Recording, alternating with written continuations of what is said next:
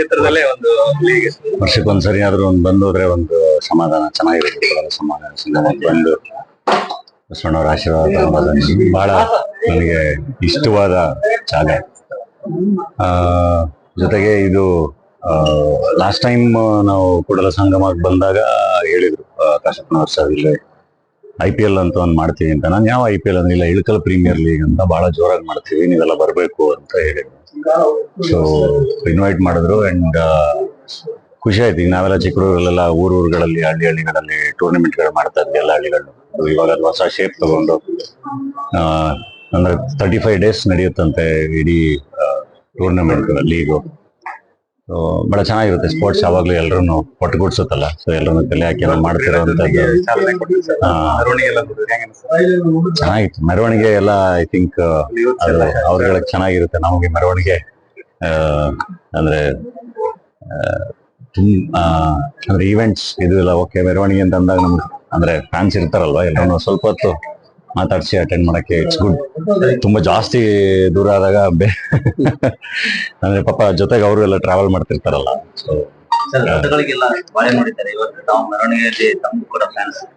ಅವ್ರು ಪ್ರೀತಿಯಿಂದ ಕೊಡ್ತಾರೆ. ಅದ್ರ ಮೇಲೆ ಡಾಲಿ ಅಂತ ಏನೋ ಬರ್ಕೊಟ್ರು.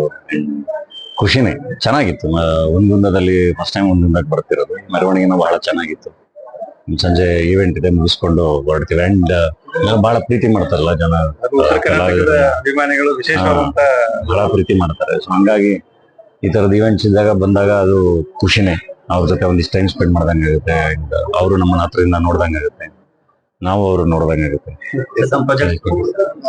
ಪ್ರಾಜೆಕ್ಟ್ಸ್ ನಡೀತಾ ಇದೆ. ಈಗ ನಮ್ದು ಇದೇ ನಮ್ಮ ಹಲಗಲಿ ಸಿನಿಮಾ ಮಾಡ್ತಾ ಇದೀವಿ. ಆಲ್ಮೋಸ್ಟ್ 40% ಶೂಟಿಂಗ್ ಆಗಿದೆ. ಹಲಗಲಿ ಬೇಡರದಂಗೆ ಬಾಗಲಕೋಟೆ ಜಿಲ್ಲೆಯಲ್ಲೇ ಬರುತ್ತೆ. ಅದೆಲ್ಲ ಸೆಟ್ ಹಾಕ್ಬಿಟ್ಟು ಮಾಡ್ತಾ ಇದೀವಲ್ಲ. ಯಾಕಂದ್ರೆ ಅವತ್ತು first war of Indian independence ಟೈಮ್ದು ಕಥೆ ಅದು, ಬ್ರಿಟಿಷ್ ವಿರುದ್ಧ ದಂಗೆ ಎದ್ದಿದ್ದಂಥದ್ದು.